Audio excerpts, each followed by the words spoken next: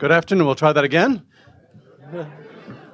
Good to see everybody here. It's great to have such a full room today, so thank you for coming out.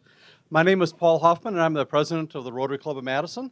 And today's meeting is sponsored by Nick Curran of Numbers for Nonprofits and Majid Sharmadi from the UW School of Human Ecology.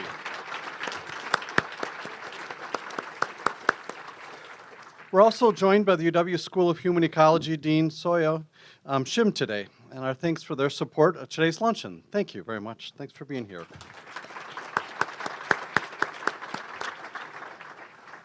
All right, as we do, we'll open up our meeting by reciting the four-way test together of what we think, say, or do.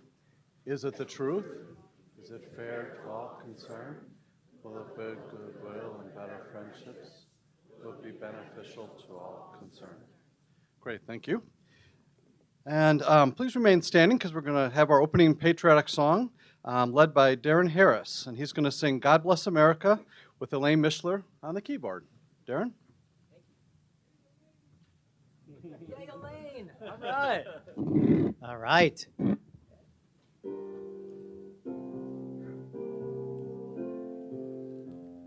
God bless America, land that I love.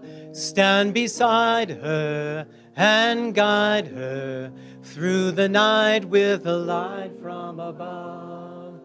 From the mountains to the prairies, to the oceans, white with foam. God bless America, my home, sweet home. God bless America, my home, sweet home.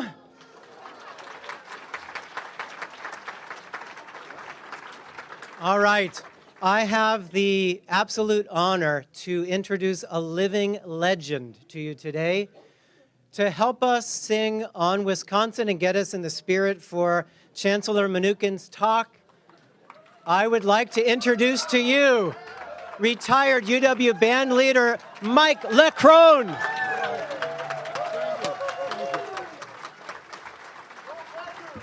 All right, let's get our singing voices on, Downtown Rotary. Do you know the words to On Wisconsin? You better. Now sing! On Wisconsin, plunge right through that line. Run the ball clear down the field, a touchdown sure this time. You rah-rah! On Wisconsin, fight on for her fame. Fight, fellows, fight, fight, fight, we'll win this game. Check out the words. On Wisconsin, stand up, Badgers, sing. Forward is our driving spirit, loyal voices ring. Yeah, yeah, yeah. On Wisconsin, rise her glowing frame. Stand, fellows, let us now salute her name. Yes. Thank you. Thank you.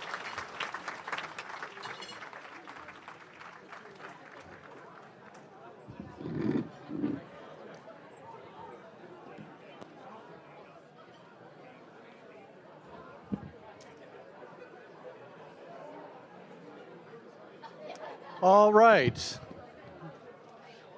Well, you knew today was going to be special, but you didn't know it was going to be that special, right? So, fantastic. Yep. All right. Well, thanks, everybody. You knew it was going to be a special day, but you didn't realize it was that special, right? So nice to have Dr. Leckrone coming out of retirement and being here today for us. And so now our guests are going to be introduced by Dawn Krim. Dawn, if you could please come up. Mm-hmm.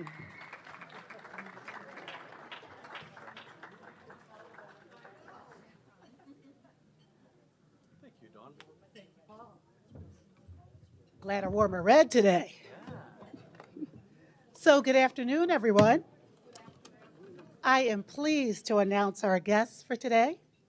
When I read your name, please stand and remain standing so we can recognize you as a group.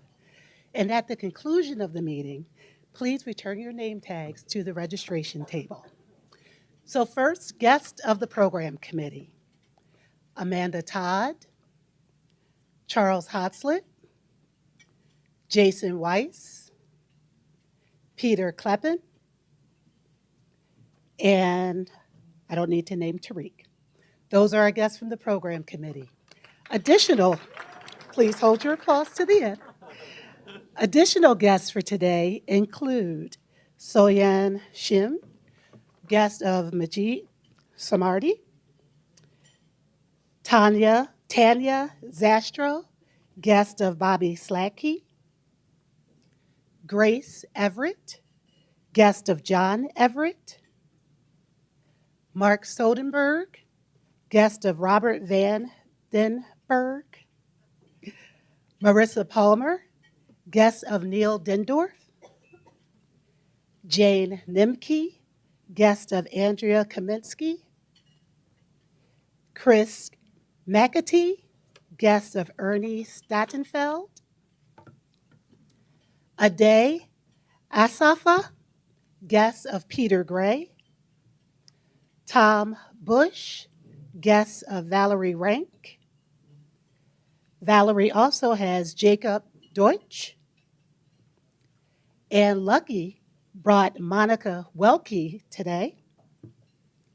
Kate Easton and Wes Mossman Block, as well as Angela Titus, all guests of Christian Overland, Susan DeBell, and Mark Gouthier, guests of Alex Vantagni, Susan Dovell, guests of John Braden, Brenda Gonzalez, as well as Missy Neergaard, guest of James Ty. And then our own President Hoffman brought along his wife, Sharon Hoffman, Ernesto Morales, guest of Oscar Morales, Howard Kidd, guest of Margaret Murphy, Darren Harris brought along Mike LaCrone, as well as Sarah Marty. Joan Leffler is the guest of Rich Leffler, and I brought along Cleveland James as my guest. Let's welcome all of our guests.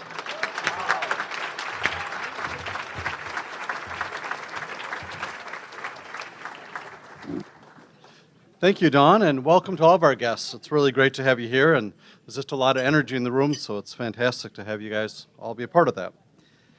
All right, for my banker poll number section of today's agenda, I want to point out that the number is 202, and this is the number of reservations we received for today's meeting. The last time we had over 200 at our meeting was back in March 4 of 2020, so wow, fantastic.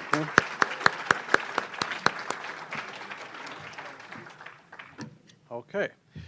Mary Donahue chairs this year's fund drive campaign, and she's going to come up and provide a report.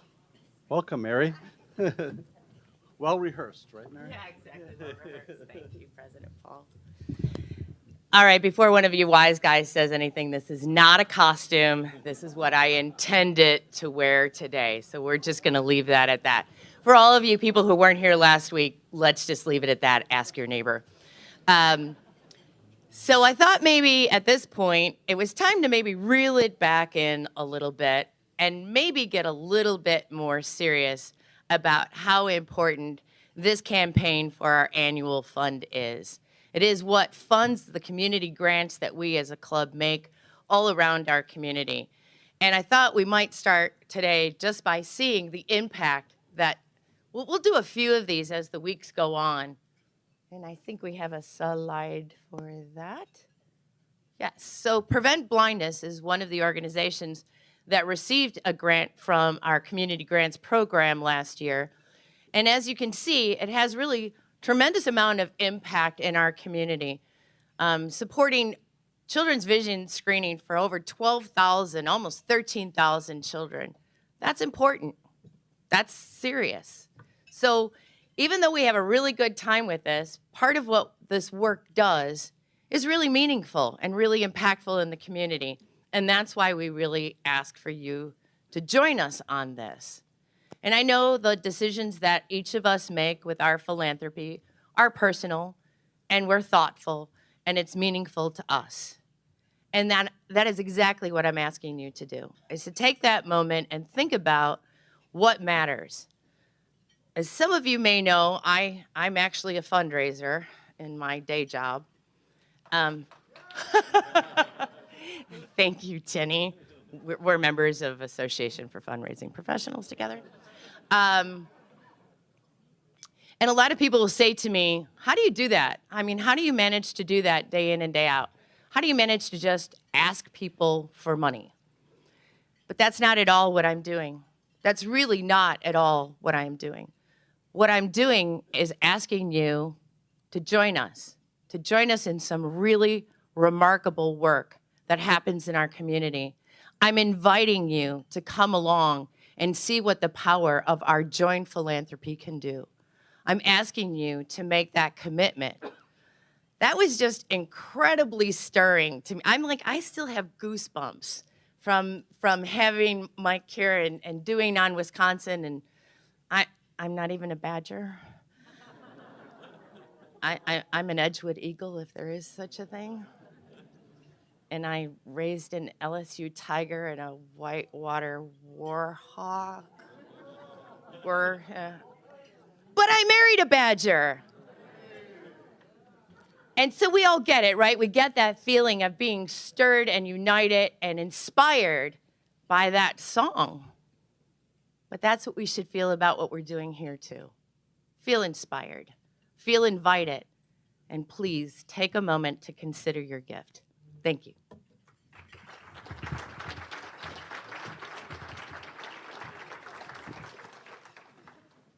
Awesome. Thank you, Mary. I appreciate your leadership in this important campaign. Thanks for everybody's gifts, too. All right. Maggie Porter-Kratz is going to come up next, and she's going to give an update on Community Projects Committee and some upcoming volunteer opportunities. Maggie.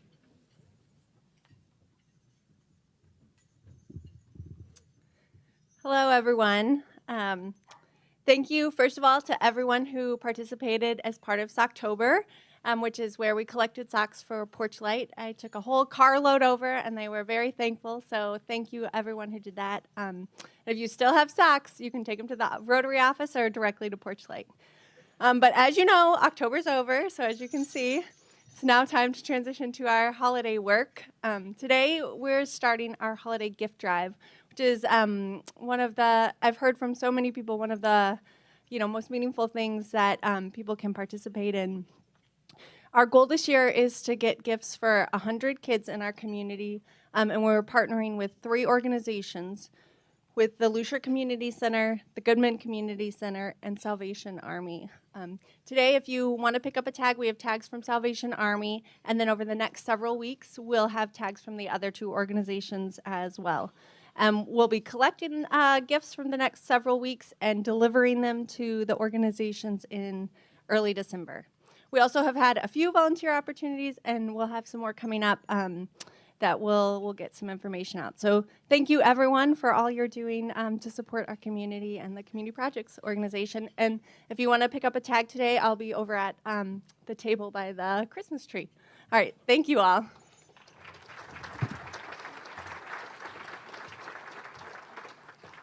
Awesome. Thank you, Maggie. All right. Our club's going to hold our election for new directors next Wednesday, November 9th.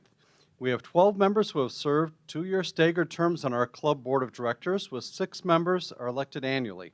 And our immediate past president also serves a 1-year term. Our current board members are Brian Bascom, Herman Baumann, Mary Donahue, Anthony Gray, Mark Green, Tressa Holmes, Jason Ilstrup, Charles McClymans, Casey Olkers, Valerie Rank, Jen Savino, Scott Strong, and Rob Vandenberg. Let's give them a round of applause.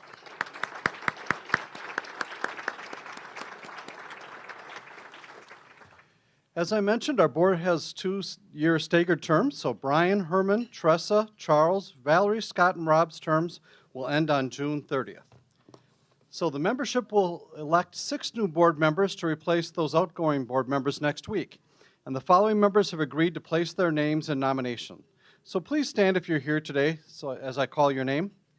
Maria Alvarez Stroud, Dewey Bredesen, Brian Chan, Sandy Gaylor, Mike Gotzler, Scott Homerson, Annette Helmer, Karen Kendrick Hans, Mike McKay, Elaine Mishler, Maggie Porter-Kratz, and Alex Vitani.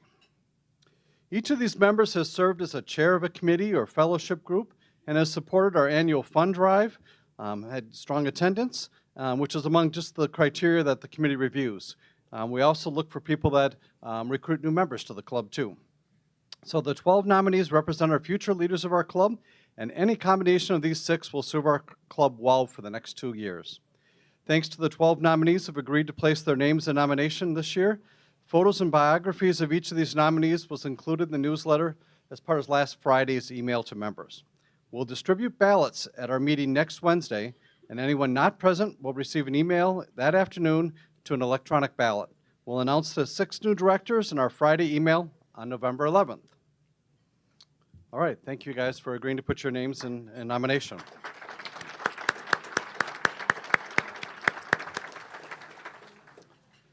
All right, we've got birthdays to celebrate with a bit of humor or wisdom that complements Rotary's mission.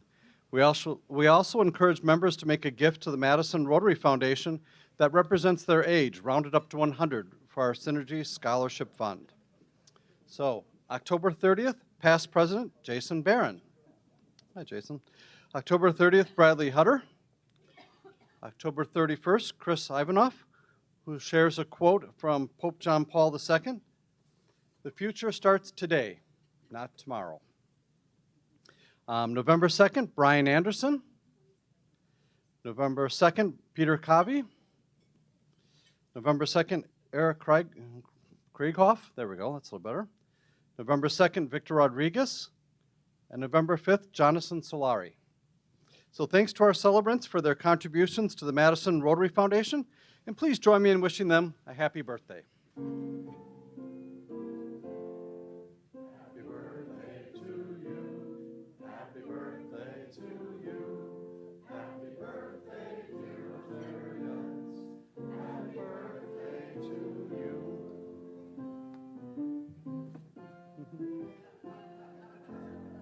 Awesome.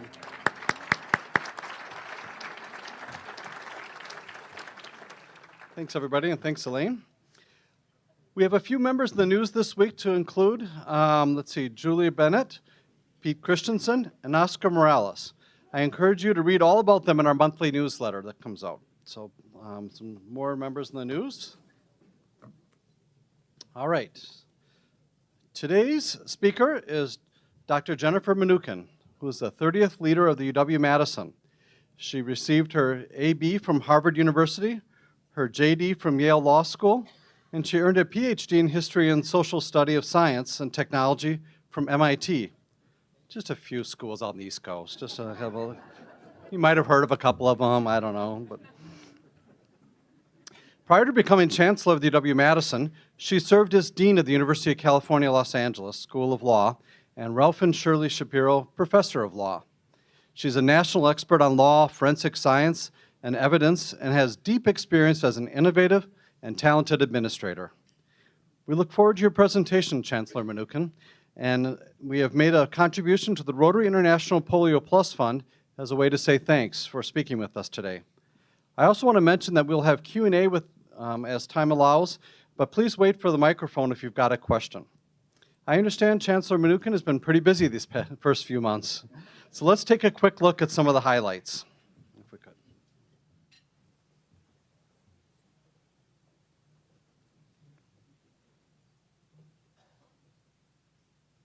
Now you all are going to be a very special class for me because we are starting here together.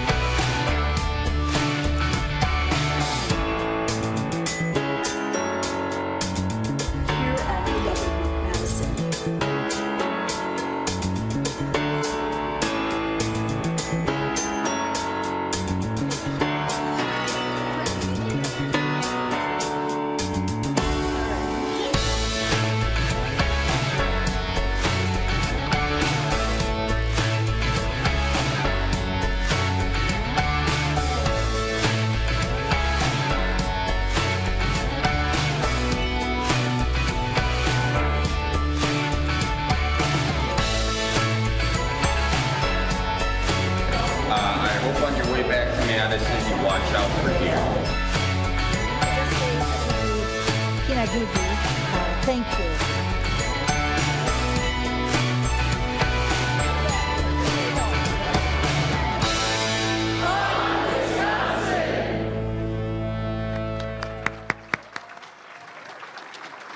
Yeah, sure. And I thought my calendar was full. So please join me in welcoming UW-Madison Chancellor Jennifer Mnookin to our podium. Thank you, Chancellor. Thank you very much. Try to pull this out. Thank you so much. It's just wonderful to be here. And particular thanks to Paul Hoffman for the lovely introduction and for inviting me today, together with the program committee. I also especially want to thank Regina Milner, who is, as all of you know, former president of the Regents and in so many roles, and one of the most loyal Badgers in the room, though I think there'd be a contest around that in this particular room. And I want to thank Martha Vukolich Austin, also a powerhouse at the School of Education, for suggesting this visit, and all the community leaders and policymakers and students and faculty that you saw in that video, and many you didn't see, for welcoming me and helping me learn as much as I can, as quickly as I can, about this incredible university, city, and state. And of course, thanks to all of you for being here today and for the ways that you support community and volunteerism and just connections through your role as Rotarians and in your personal roles and in so many ways. So watching my first 3 months almost go by on that, it has been just an incredible experience to live through. It's been exhilarating. It's been exciting. It has been occasionally exhausting, too. I won't deny that. And I thought I'd spend today sharing a few reflections on what I've seen and heard over this first semester. And then I'm also going to ask you to be a little bit participatory about it and help me learn even a little bit more. Now, I do sometimes get asked the question, after 17 years in Los Angeles, what made me want to come to Wisconsin? Now, on days like today, I'm like, hey, guys, this is LA weather. But really, my answer is, why wouldn't I want to come to this great state? Where else would I get the chance to wade in a cranberry marsh or help to throw out the first pitch at a Brewers game? Note I say help, because although I was given the opportunity to do it directly, my pitching arm's not so hot, and I was imagining the student memes that would derive from my failed attempt during my first week here. And so Bucky helped me out, for which I'm grateful. And where else would I get the chance to both hear about world-class research that the university is producing in so many fields, from quantum, from work on quantum mechanics to Alzheimer's research, to cancer, to carbon sequestering, to poverty, to textiles, and so much more. And also get to hold a baby piglet at a state fair and be very grateful, relieved, I might say, that it did not relieve itself on me before I got a chance to give it back, or to sing varsity or on Wisconsin with 8,000 new students, and to get to meet just so many extraordinary people on and off campus who are working to make this community and this state stronger and better. I've spent my entire academic career at powerhouse public research universities, first the University of Virginia and then UCLA. And I deeply believe in the great public research university's mission to be a world-class institute of research and learning, and also to serve students at scale, to give a transformative experience to a large number of students, and to do real service to the broader community as well. And I am a deep believer also in engaging in big, important, thorny problems that go beyond the boundaries of the university. And that is really the heart of the Wisconsin idea. And so when you put those two things together, I just don't think there's any better place to be than right here. And I feel incredibly lucky to have this opportunity. Some of you may have heard I also do have a personal connection to the Wisconsin idea before I got here. In December 2020, I donated a kidney to my father, who was suffering from late-stage kidney disease and was about to have to begin dialysis. But because of COVID, I really didn't want to have to go donate in Massachusetts. That was going to mean I had to quarantine for extra time, and it was just going to be really hard on me. And he really didn't want to get the kidney in Los Angeles because that was going to be incredibly disruptive to him. And so I was able to donate in LA, and my kidney went on a United red-eye. I have the flight number, complete with the geotag, to Boston, where it was implanted in him the next day. And the technology that made that possible, that made it possible to preserve a kidney so that it could travel for 8 hours without any deterioration, is called the University of Wisconsin solution. Because, yes, it was invented right here. Yeah, it's pretty cool. So my story is just one of so many examples of how work done at this university touches lives beyond the boundaries of Dane County, beyond the boundaries even of this state, all over the country. So since I've arrived here, August 4th, so this does mark almost 3 months in the job, I've been doing everything I can to travel the state and get to know the campus, the people, Madison, and far beyond, to engage in a project of listening and learning and understanding so that I can work to help us together shape the vision for UW-Madison over the next quarter century. We're going to be 175 years old next year, and so it's a great opportunity to figure out what is the shape of what would come next. I've been asking a couple of questions virtually everywhere I'm going, and you will be no exception to this, and I will ask you for some help at the end. I'll give you even a QR code at the end where if you're game to fill out some of your ideas and responses, I'd really appreciate it. The two big questions I'm asking are first, what's working well? What are the essential parts of our DNA here at UW-Madison that we need to take care to preserve, that we don't want to change, that we want to embrace and endorse and hold on to? And second, where are the best opportunities to try something new? Both small tweaks, because sometimes small hinges can open big doors, and also bigger, bolder, ambitious possibilities. And I would really welcome your thoughts and advice, because I deeply believe that vision is something that's produced collaboratively, and that when we get inputs from lots of people who see our university from all kinds of different perspectives, that's the best way to understand what's both possible and important. The range of answers I'm getting, well, it has been very substantial. Some of them, gosh, ranging from let's look into high-speed rail between us and Chicago or us and Milwaukee to let's get more outlets for the common rooms in our dorms. And within the UW-Madison bureaucracy, I'm not sure which of those is easier to pull off, but you never know. But more generally, what am I hearing? Some of what I'm hearing about what we want to preserve, and I don't know if I'm controlling the slides. I don't think so. There we go. One is the Wisconsin idea. This idea that part of the university's responsibility is to work in partnership with communities to make a difference beyond the boundaries of our university. That is core, and we want to embrace that even further, no question. A second is the Wisconsin experience, some of the things we seek to instill in our students: empathy and humility, relentless curiosity, intellectual confidence, but not hubris, and purposeful action. A third is a continuing commitment to access and to improving access to our university through scholarship programs like Bucky's Tuition Promise. How many of you know about Bucky's Tuition Promise? All right, excellent. But not all of your hands were up. So I'd like a world where every one of you knows. It's our commitment for every Wisconsinite who joins us, whose family income is about at Wisconsin's AGI median or below. We provide full tuition for the 4 years of their time with us.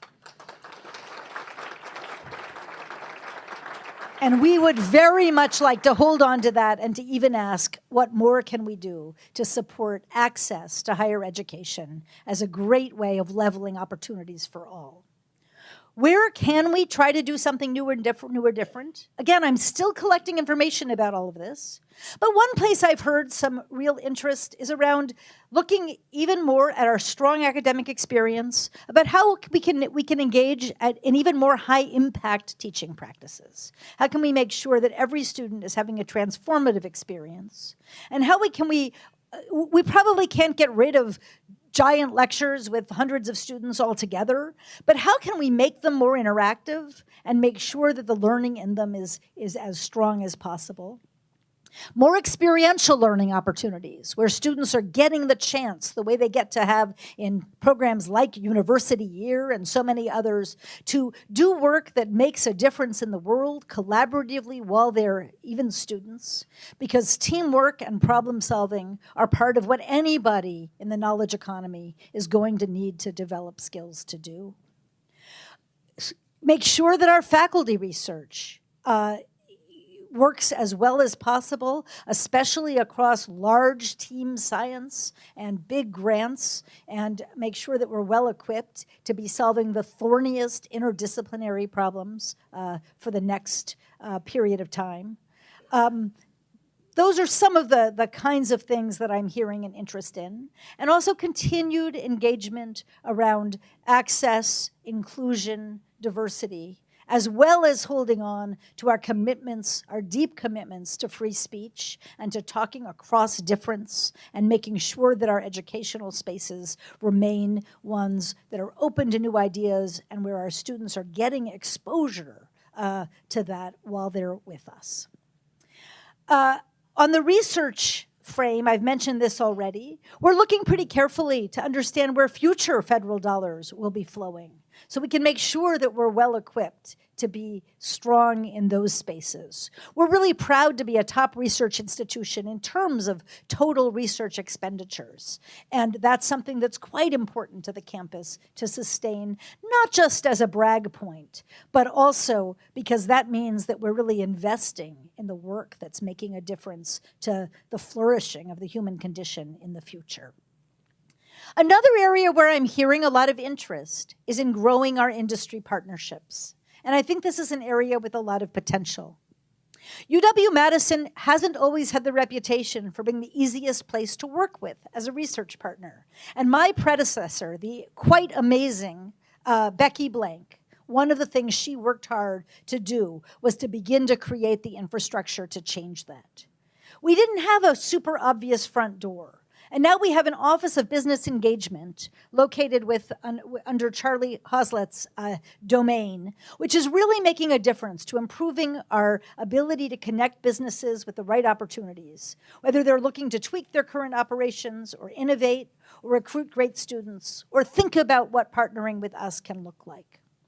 But I think there's room for even more growth and engagement around collaboration and partnership with business and industry.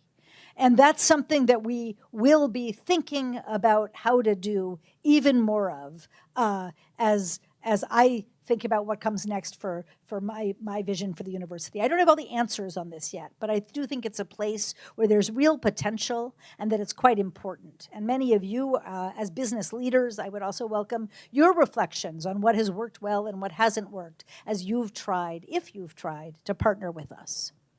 As probably many of you know, we're currently one of the top 25 markets in the United States in the number of life science workers.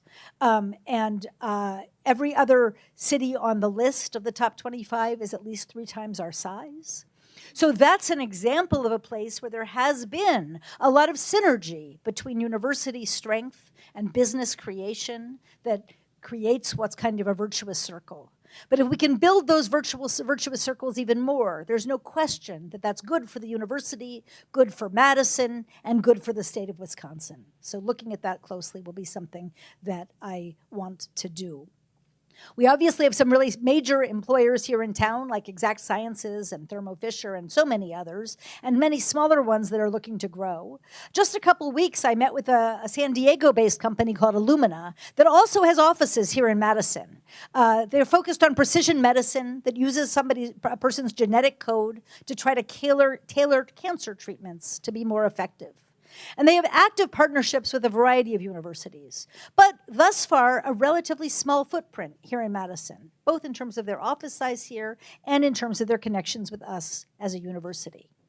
But they're interested in growing both of those. They know that our city's got a comparatively low cost of living, notwithstanding that housing's getting a little tighter here, that we have a great quality of life, an amazing talent pool at the university. And they're recognizing that they don't want to just be invested in the coast, that there's incredible opportunities, including in places just like Madison. And so we're hopeful that perhaps there's ways that they will get more connected to some of our research enterprise, and they may also decide to expand their presence here in Madison. More generally, the university is an economic driver for this state. The university and its affiliates and the businesses created out of our research generate a whopping $31 billion a year to our state's economy. And our work supports about 230,000 jobs all over the state. Those are enormous numbers. And I knew this as somebody not living here in Wisconsin. I knew that this university was one of America's great research public universities. Even though we're not the biggest state around, in terms of some other demographic measures, you wouldn't necessarily expect that this would be a state with one of the national great research powerhouses. And yet we are. And that is something that I think the whole state should be proud of, and the whole state should care about sustaining, retaining, and preserving. We don't always do an amazing job of talking about our impact. I think part of our Wisconsin notion, and this is something that I really admire, is to be excellent without ostentation. We're not braggy about it. We're pretty humble. We don't necessarily tout these numbers. We don't, post them on every lamppost, and we don't sell them all the time. I think it's mostly a really good thing that we're not ostentatious about it. But I also do think we need to make sure that we are talking about our excellence and about these strengths and about why they matter. We're in a national moment where there's not necessarily as much commitment to or belief in the value of higher education. And so we can't just take the idea that people understand that value for granted. We need to think about how to tell our stories and that story as effectively as possible. Again, not bragging about it, but not necessarily thinking that the results simply speak for themselves. So that's something else that we're looking and thinking about. Now, there's a lot of expertise in this audience, and I want to take advantage of that. We used at UW a number of different audience engagement apps during the pandemic and on Zoom, and I'm going to try a little experiment with all of you. I have not used this particular app live in a conversation thus far, so you are all my guinea pigs. So we'll hope that we don't have major technological snafus. But I'd like to ask you to take out your phone if it's convenient and scan that QR code, which you can do just by going to your Photos app, and then click on the link that pops up and answer a couple of questions. Most of you have gotten on. So let's move on to the first slide, which is about how you're connected to UW-Madison. And we can see that mostly we have community members. We've got a number of parents and grandparents and alums and some faculty and staff and even a couple of current students. Awesome. Current students, welcome. Thank you for being here. I won't call you out. I won't make you raise your hands, but I'm glad to see all of you. And maybe some of you even checked more than one box. Go on to the next question, which invites you to answer what word or words come to mind when you think about the university. You can fill out up to 3, and I'd really like to know, when you think UW-Madison, what do you think of? What comes to mind? So I'm going to give you just 30 seconds to write some answers. Wait, let's not see the answers yet. Let's go back. Well, I guess it's too late. We're seeing them. Okay. The problem is once we see them, we get... it influences the rest of you who haven't done it yet. So if you haven't filled it out, don't look.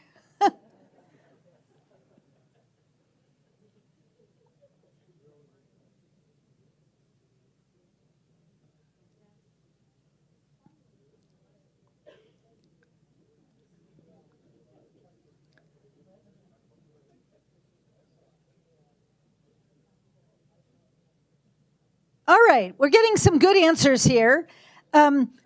So you can see this is a word cloud, and the bigger the size of the word, the more people gave that answer. So this gives us very quickly a sense of what the room sees and thinks. So biggest, we see Bucky. Yes, we've got Bucky. And I've got to say, Bucky is a huge asset for the university, right? I just had trick or treat at Olin House, and Bucky was there along with the Spirit Squad. And the number of kids who came up and were just, Bucky was like a Disney princess. It was thrilling, right? They wanted their picture with Bucky. A few of their parents wanted a picture with me, but let's face it was really all about Bucky. And it was a huge asset for us as a university. These kids are growing up seeing Bucky as this relatable, mischievous, loving mascot that gives them a warm feeling about the university. I mean, that is really not insignificant at all. We also then get research and excellence. Now, those are music to my chancellor ears. You might be a particularly friendly audience. I don't know if we'd get those words quite as dominant in some other settings. But those are things that we'd really love people to think about when they think about our university. The Wisconsin idea isn't all that big. We get both large and big. If we combine those together, that would be pretty substantial. We get innovative, we get community, we get sports. I see football, and then some of these are getting too small for me to read very effectively from here. Higher education, lots of different ideas. I will take a look at this word cloud later to see what it's done.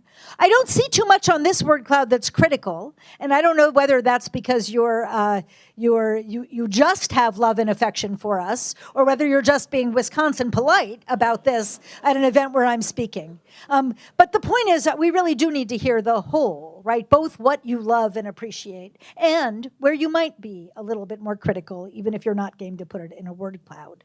For those of you who haven't seen these before, it is a really interesting way to get the sense of a room pretty quickly, just to give you a flavor of that.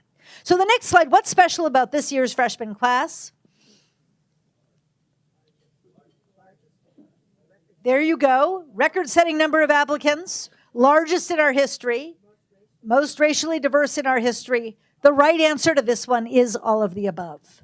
This is the largest freshman class we've ever had, with a record-setting number of applicants. More than 60,000 students applied to be freshmen here at the University of Wisconsin-Madison. It is the most racially diverse class in our history, and in fact, our percentage of underrepresented minorities in our freshman class has gone up by 50% over 3 years. Yeah, and so that is the result of considerable hard work. And they're very talented, capable students who we're thrilled to have with us.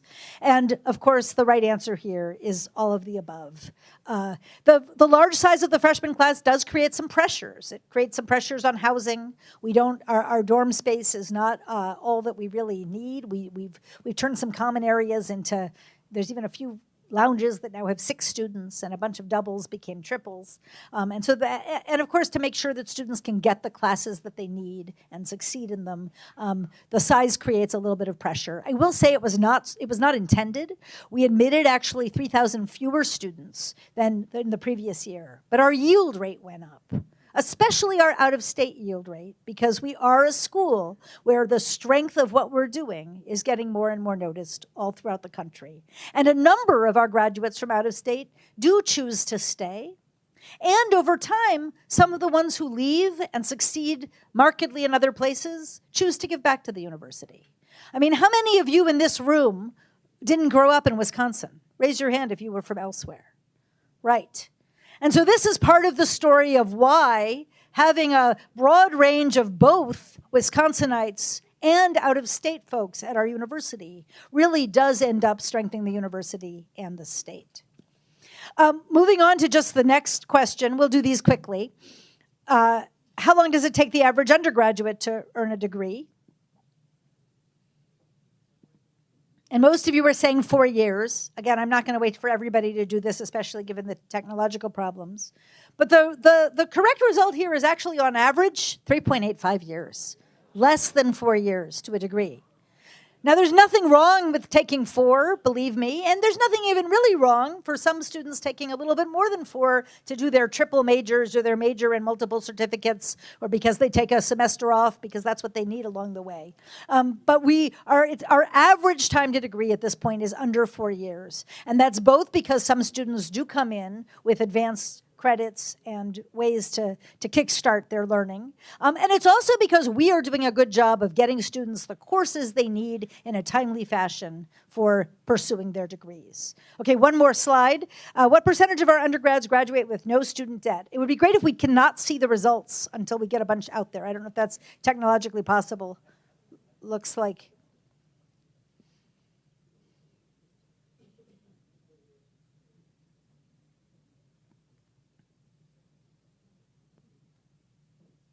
Okay, well, we're seeing some results.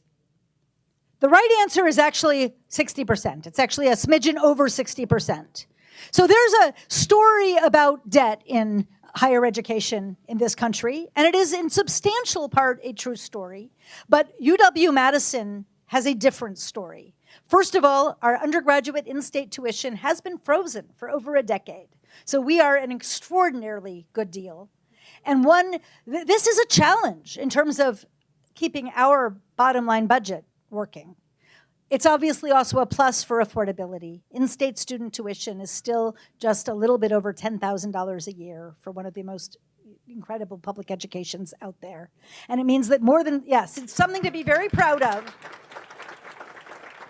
But it's also something to recognize that, you know, without further investment, it's impossible for us to stay at that level and not have it have some effects on our strength and our excellence.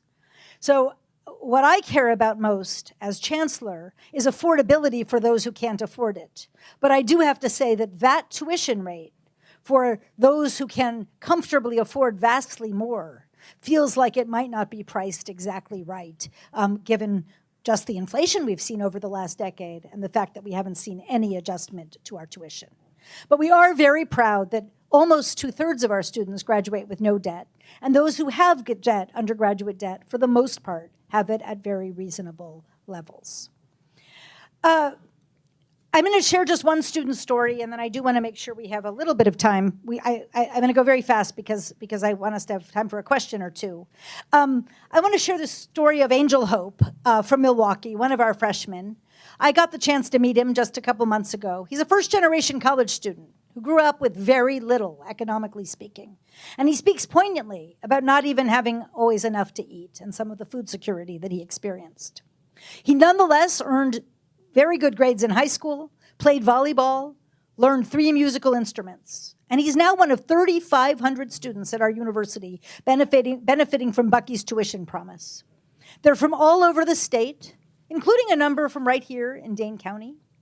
He's joined a student group focused on video game design. He's made new friends, and he's discovered he loves to dance.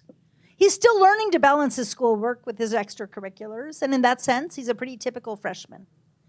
But I'm really proud that our university is a space that is welcoming and inclusive to students like Angel Hope, and that we are creating transformative experiences, not just for all of our students, many of whom, if they weren't with us, would be at another terrific university out there. We're thrilled that they're with us, but we're probably not giving them a pathway to transform their life in a fundamental way. But for many students, we truly are. We're expanding their life opportunities and their perspectives. And as a public university, I do feel like that's one of our primary goals and hopes and pride points that we should take very seriously. I'm going to close with just a brief word about the budget.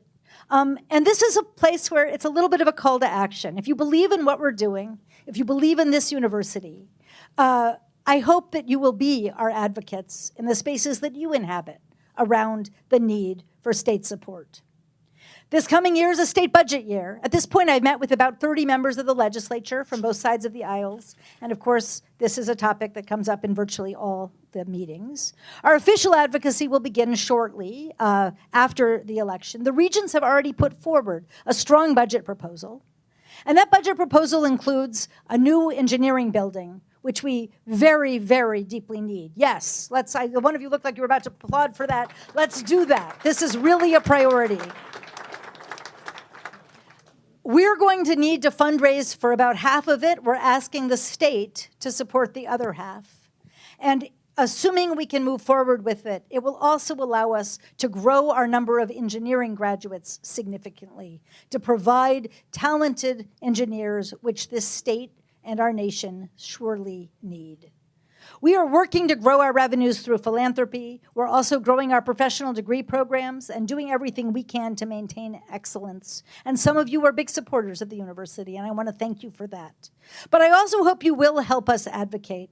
State support is absolutely critical to what we're doing, and helping our legislators understand the value of having a world-class university in their backyard is a place that I hope you'll help us with. And so when you're having conversations, whether it's with legislators or neighbors or friends or others, I hope that you will, if you do support us, I hope you will make that clear, and that you'll help us amplify and tell our story, not in a bragging way, but just in an honest way about the value of what we're providing, and why, if we look forward to what the state needs, part of what it needs is a strong UW-Madison. Thank you for your support and advocacy, and for staying connected to the university. I need your advice and your critiques and your suggestions and your praise. We'll take it all. And here is a QR code that will link you to the 2 questions that I mentioned earlier. We'll also share it with Rotary staff, who perhaps can pass it along to you in that way as well. I'd really welcome you filling out that card and sharing with us your thoughts about what we're doing best and where we have the strongest opportunities to build for the next 25 years. Again, thank you so much for having me here today. And on Wisconsin.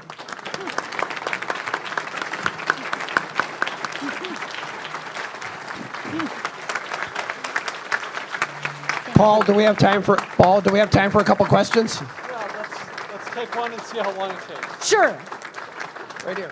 Thank you so much. And let's do a couple of questions. I'll try to give quick answers so we can get a couple in. Just real quick, I'm Alan Arns, supposed to state my name, but what was the main thing that drew you to UW, and if you could change one thing, what would it be?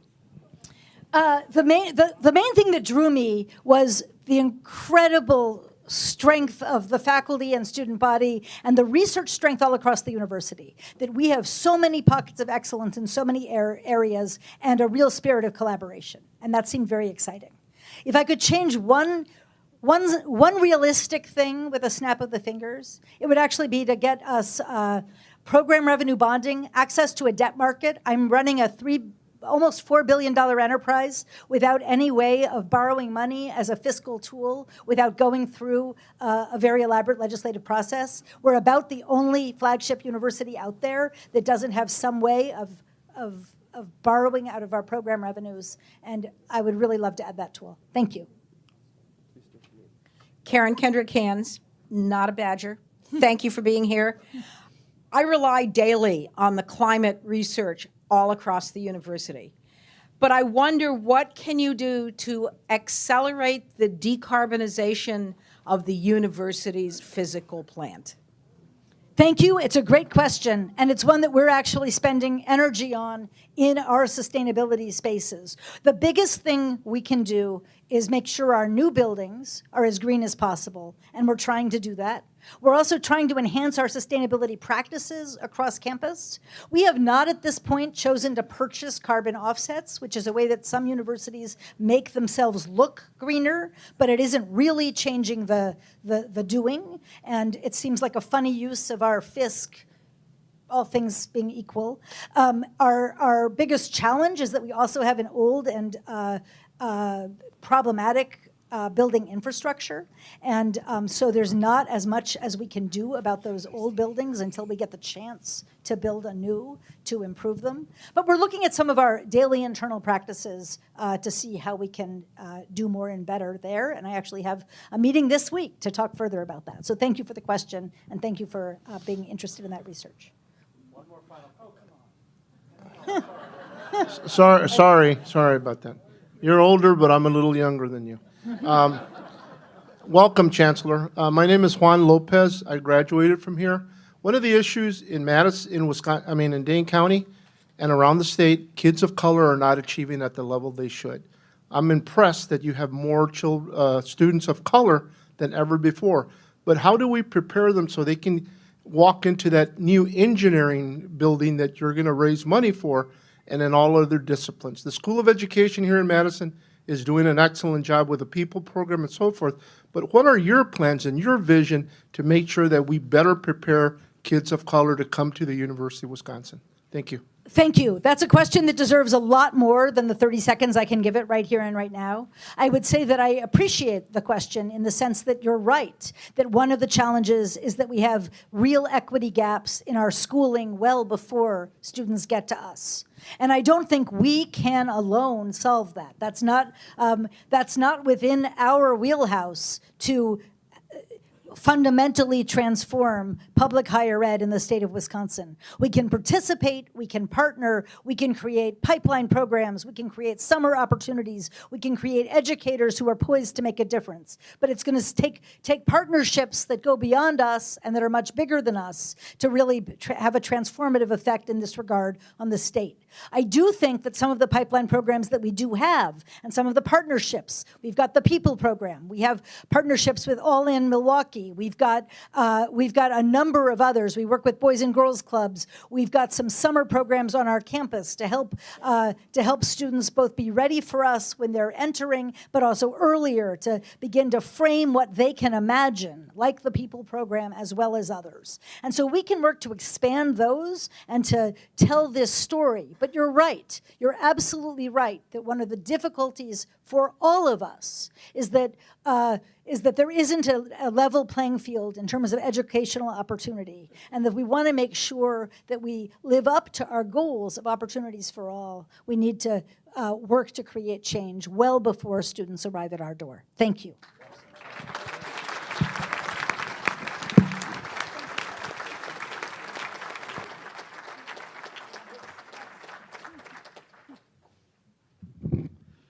Fantastic. It's really an honor to have you here. We really are thrilled to have you in Madison and leading our great university. So thank you, Chancellor. Appreciate that very much. And I hope that we'll see everybody again here next week at the park. It'd be great to fill up the room again. We'll be presenting our annual Manfred Swarzinski Humanitarian Service Award. Truly one of our, I think, our best programs of the year. And that award this year goes to Gail Bliss. And our speaker will be the U.S. Navy veteran, Jody Barnett. So thank you for being with us today, and thanks for coming out. And I also want to say thanks to the kitchen committee for serving ice cream. I don't know if we're all done with that, but appreciate that too. And have a great day.